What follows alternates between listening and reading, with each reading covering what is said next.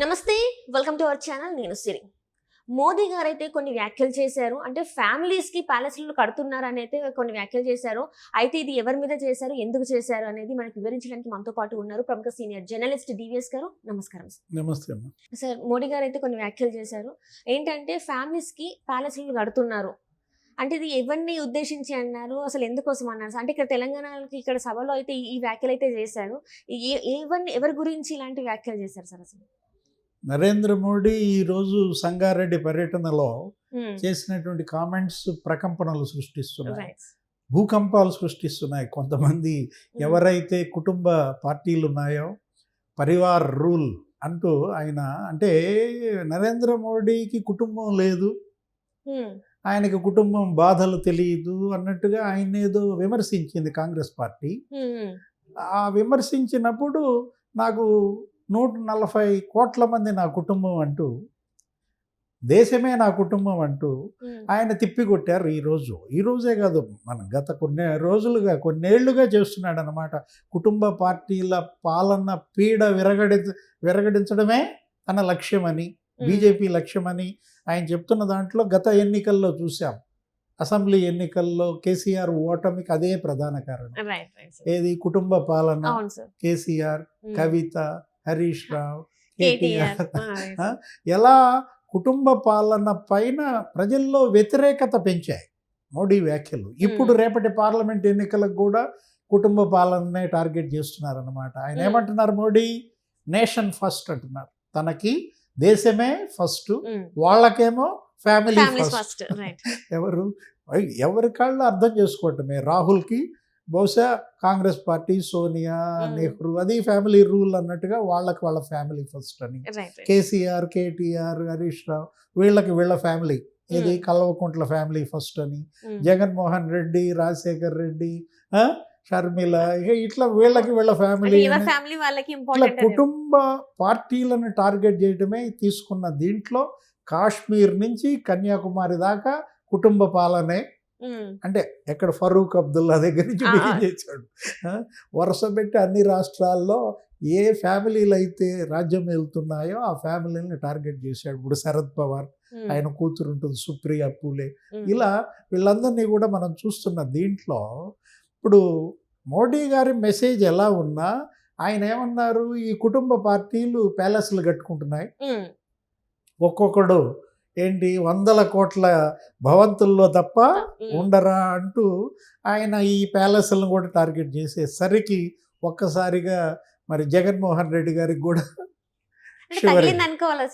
జగన్మోహన్ రెడ్డి గారికి అంతే కదా. ఇప్పుడు ఎవరికైతే 100 కోట్లతో ప్యాలెస్లు కట్టారో, ప్రజాధనం ఏది ఇక్కడ తెలంగాణలో కూడా మనం చూసాం, ప్రగతి భవన్, లేకపోతే ఆయన ఫామ్ హౌస్ ఎవరిది? కేసీఆర్ది. అది సొంతం కావచ్చు, ఇది ప్రభుత్వ ధనంతో దుర్వినియోగం.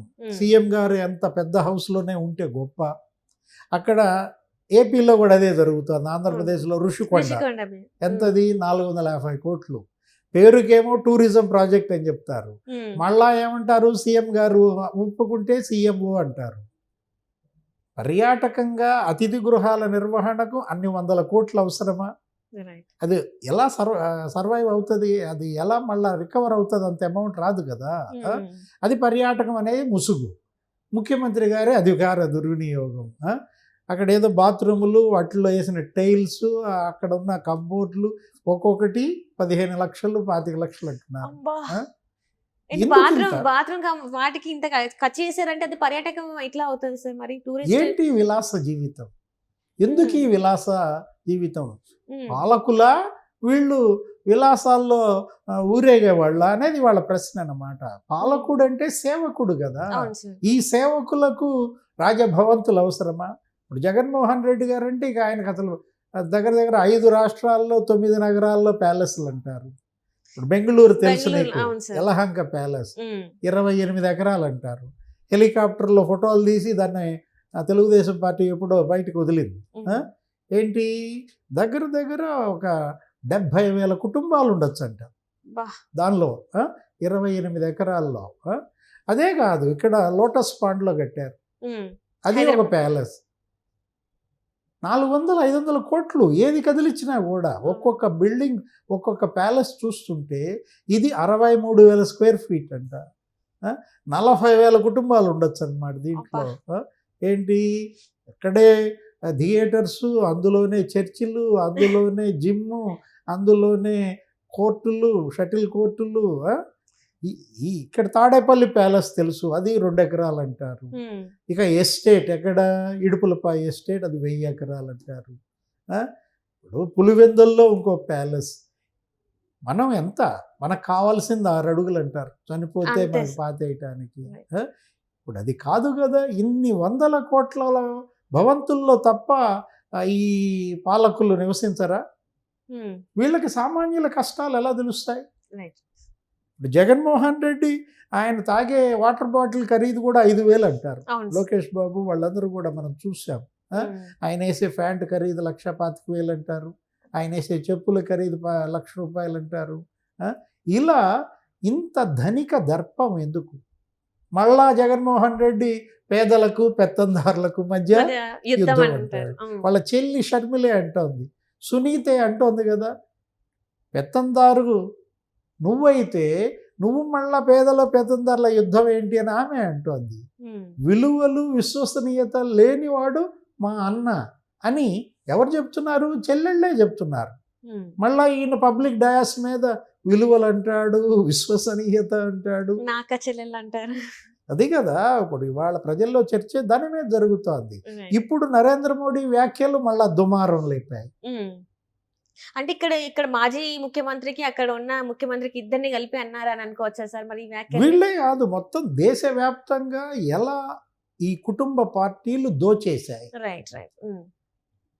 వీళ్ళు ఈ కుటుంబ పార్టీలకు దోపిడీకి లైసెన్స్ ఇచ్చారా అని అడిగారు. ఇవాళ నరేంద్ర మోడీ మాట్లాడుతూ ఈ ఫ్యామిలీ పార్టీస్ దోపిడీకి ప్రజలు ఏమన్నా వీళ్ళకి లైసెన్స్ ఇచ్చారా? వీళ్ళు ఈ దోపిడీ డబ్బంతా వీళ్ళు విదేశాలకు తరలిస్తున్నారు. అక్కడ స్విస్ బ్యాంక్ అని, ఇంకా అక్కడ ఉన్నటువంటి మారిషస్, ఇంకా మనం చూసాం ఇక్కడ ఈ జగన్మోహన్ రెడ్డి కేసుల్లో కూడా సిబిఐ ఈడీ కేసుల్లో ఒక 6 లెటర్స్ కూడా రాశారు. లెటర్ ఆఫ్ రొగేటరీస్ అంటారు. లెటర్ ఆఫ్ రొగేటరీస్ LOR అన్నమాట. 6 దేశాలు ఎక్కడ మారిషస్, బ్రిటిష్ వర్జీనియా ఐలాండ్స్, వీటన్నిటికీ కూడా ఎక్కడికి వెళ్ళాయి ఈ డబ్బు అంతా? ఆ డబ్బు మళ్ళీ ఇక్కడికి ఎలా తిరిగి వచ్చింది? అదే కదా మనీ లాండరింగ్. ఆ మనీ లాండరింగ్ కేసుల్లోనే ఈయన చిక్కుకుని 16 నెలలు జైల్లో ఉన్నారు. ఇంకా ఇప్పటికీ ఆ కేసులు నడుస్తూనే ఉన్నాయి. 32 కేసులు ఉన్నాయి జగన్ మోహన్ రెడ్డి మీద. ఆ 32 కేసుల్లో సిబిఐ ఒక 12 ఉంటాయి, ఈడీ ఉంటాయి, ఇంకా వేరే వేరే కేసులు కొన్ని ఉన్నాయి. ఇలాంటి పరిస్థితుల్లో నరేంద్ర మోడీ కామెంట్స్ ప్రజల్లో ఆలోచన రేకెత్తిస్తున్నాయి. ఆయన ఒకవైపు ఎమోషన్స్ క్రియేట్ చేస్తున్నాడు. ఎక్కడ అడుగు పెడితే అక్కడ నిన్న చూశారు, ఇవాళ చూశారు, నా తెలంగాణ కుటుంబ సభ్యులారా అంటున్నాడు. Rousing feelings. ఆయన కుటుంబాన్ని వీళ్ళు టార్గెట్ చేయటం పొరపాటు. మోడీకి కుటుంబం లేదు అనడం ద్వారా బీజేపీకి ఆయుధాలు ఇచ్చారు. రాహుల్ గాంధీ కావచ్చు, కాంగ్రెస్ పార్టీ కావచ్చు. ఇప్పుడు ఏమంటున్నారు? మై హూ మోడీ పర్వార్, అదొక స్లోగన్ అయిపోయింది. ఏంటి? మై హూ మోడీ పరివార్, నేను మోడీ కుటుంబ సభ్యుడినే అని ఇవాళ కూడా స్లోగన్స్ చేయించాడు. అంటే ఏంటి? వీళ్ళు చేస్తున్న తప్పిదాలు మోడీకి, బీజేపీకి ఆయుధాలుగా మారుతున్నాయి. ఇవాళ బీజేపీ ఒక భూతంగా మారింది, ప్రాంతీయ పార్టీలని మింగేస్తుంది. 7 రాష్ట్రాలు బీజేపీకి కొరుకుడు పడలేదు. ఆంధ్రప్రదేశ్, తెలంగాణ, తమిళనాడు, ఈశాన్య రాష్ట్రాలు ఒక 4 ఉన్నాయి. అక్కడ పట్టు దొరికింది.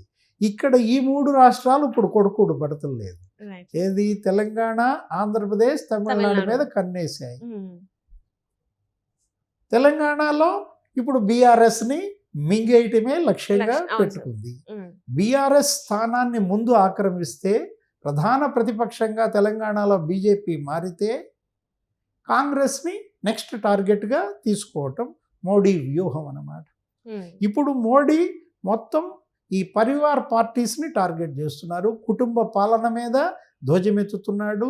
ఈ అవినీతి, ఈ ఈ కుంభకోణాలు, ఈ విదేశీ మారక ద్రవ్యం ఈ రకంగా తరలించుకుపోవడం, వీటన్నిటిపైన ఇవాళ మోడీ మనం చూస్తున్న దీంట్లో జగన్మోహన్ రెడ్డి ఇవాళ గుమ్మడికాయ దొంగ ఎవడంటే భుజాలు తడుకునే పరిస్థితి వచ్చింది. ప్యాలెస్ అనగానే తాడేపల్లి ప్యాలెస్ రైట్ సార్, పక్క అవుతాం. Right. Thank you so much sir. నమస్తే.